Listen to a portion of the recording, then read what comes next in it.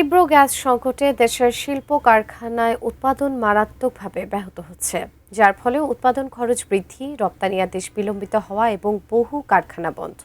চট্টগ্রামে বায়াজিৎ শিল্প জোনে আছেন প্রতিনিধি মনিরুল ইসলাম পারভেজ। বিস্তারিত জানতে যুক্ত হচ্ছি তার সঙ্গে। পারভেজ, গ্যাসের সংকটের কারণে আসলে শিল্প খাতে কি ক্ষয়ক্ষতি হচ্ছে এবং শিল্প মালিকরা আসলে কি বলছেন এই বিষয়ে বিস্তারিত জানাবেন। প্রথমে জানি রাখি যে গ্যাস যে সংকটটি হচ্ছে এটি সপ্তাহখানেক থেকে হচ্ছে। এটি সপ্তাহখানেক থেকে যখন এটি কমে যায়, গ্যাসের যে প্রেশার, অর্থাৎ এখানকার যে কলকারখানাগুলো রয়েছে এখানে ওনারা যে প্রোডাকশন করে, অর্থাৎ আমি এখন যেখানে রয়েছি এখানে ঠিক আমার পেছনে আপনি দেখতে পাচ্ছেন বিএসআরএম।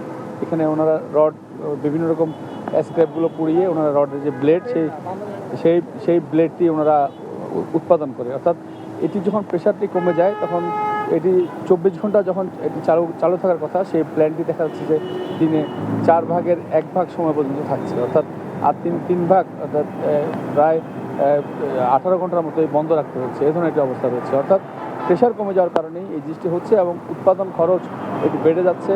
এবং অনেক শিল্প মালিকের সাথে আমি এখানে কথা বলেছি, অনেকেই বলতে চাচ্ছেন যে উৎপাদন যেহেতু কমে যাচ্ছে ওনাদের যে ব্যয় সেটি বৃদ্ধি হচ্ছে, অর্থাৎ শ্রমিকের বেতন যে প্রোডাকশানটি হতো 24 ঘন্টা সেটি এখন প্রোডাকশন হচ্ছে মাত্র 6 ঘন্টা, আর বাকি 4 ভাগের 3 ভাগ সময় বন্ধ রাখতে হচ্ছে, যার কারণে উৎপাদন খরচ বেড়ে যাচ্ছে। এবং এটি কিন্তু একটা সময় গিয়ে বড় ধরনের একটি ধাক্কা লাগবে এই দেশের অর্থনীতিতে, সে ধরনের কথা আমাদেরকে জানানো হচ্ছে। তবে আরেকটি যদি জানি রাখি, যেমন সার কারখানা আমি খবর নিয়েছি, সেখানে একই ধরনের অবস্থা।